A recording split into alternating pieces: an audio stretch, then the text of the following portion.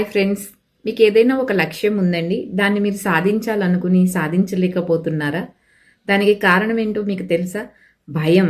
భయం అనేది మనల్ని ఎంత వెనుకకి లాగేస్తూ ఉంటుందంటే మనం అనుకున్నది సాధించలేమండి. దానికి ఒక ఎగ్జాంపుల్ చెప్తాను మీకు. ఒక పక్షి చెట్టు మీద ఒక కొమ్మ మీద వాలుతుంది. ఆ పక్షి ఏ కొమ్మ మీదైతే వాలిందో ఆ కొమ్మ ఎంతో బలహీనంగా ఉంటుందండి. అయినా కూడా అది ఎంతో ధైర్యంగా ఆ కొమ్మ మీదే ఎందుకు వాలిందంటారు? మీకు తెలుసా ఎందుకు వాలిందో?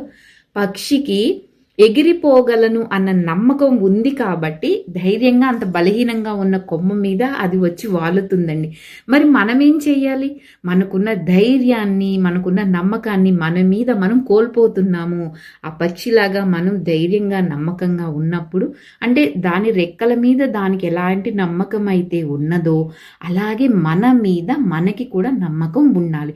అప్పుడు మనం అనుకున్నది మనం చక్కగా సాధించగలుగుతాం.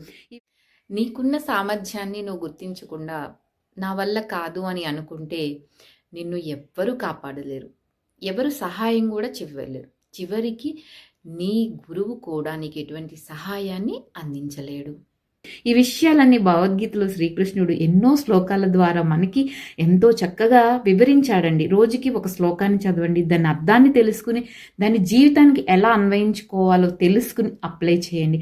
మరి ఇలాంటి మోటివేషనల్ వీడియో కోసం నా ఛానల్ని సబ్స్క్రైబ్ చేయండి, లైక్ చేయండి, షేర్ చేయండి. మీ విలువైన అభిప్రాయాలన్నీ కూడా తెలియచేయండి. Thank you.